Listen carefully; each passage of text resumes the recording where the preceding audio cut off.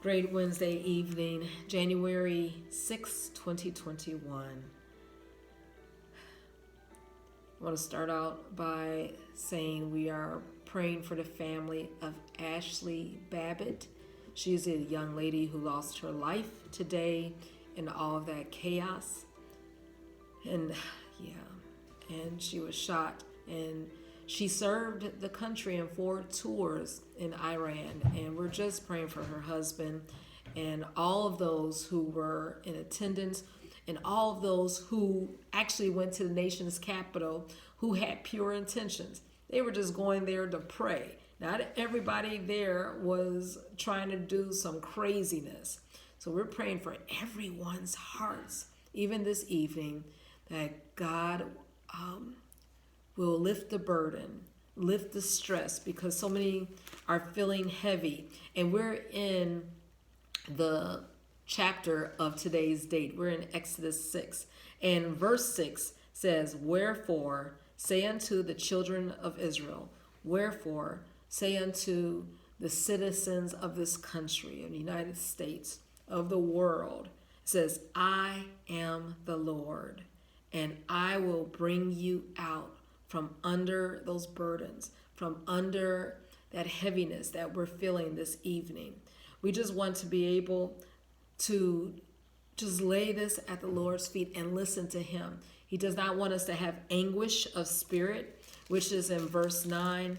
We want to be able to hearken unto him, and he will lead us.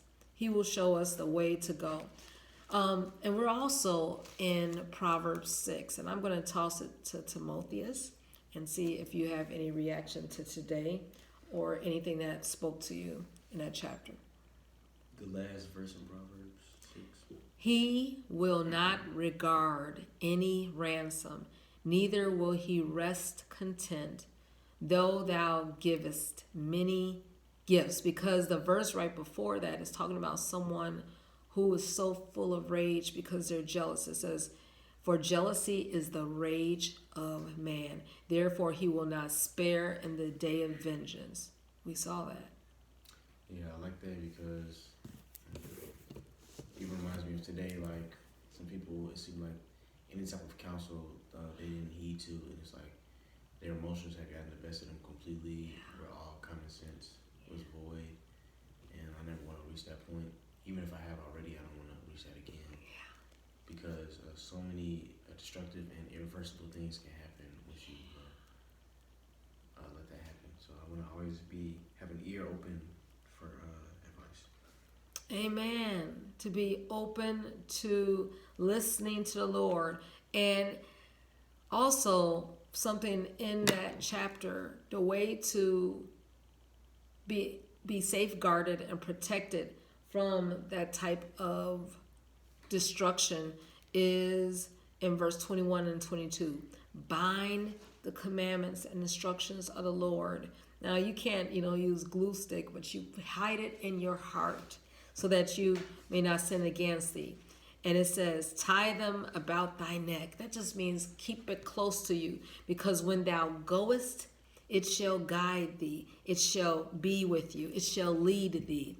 And when thou sleepest, your rest will be sweet. It shall keep thee. It shall protect thee. These are the ways of the Lord. And when thou awakest, it shall talk with you. You might think that you're alone in a room, but the God and his presence and his word will shield you when you go away.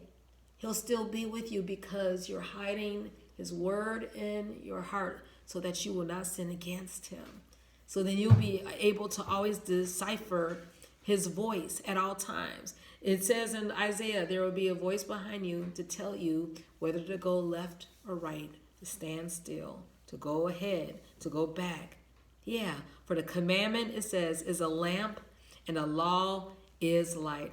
And reproofs, correction of instruction are the way of life. This is not just when you are 19 years old or going into your 30s or 40s. This is a way of life. And when we do that, then we can be able to enjoy the presence of the Lord.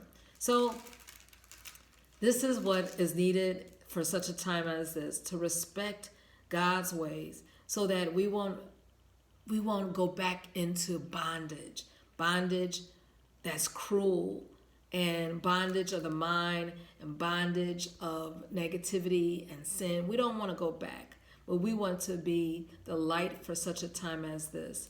Yes, the Lord has heard the groanings of his people this day, and we are praying like never before for all that's going on in the world. It is mayhem, it is chaos, but God is still on the throne, and he wants to hear his children cry out to him, just like the children of Israel cried out.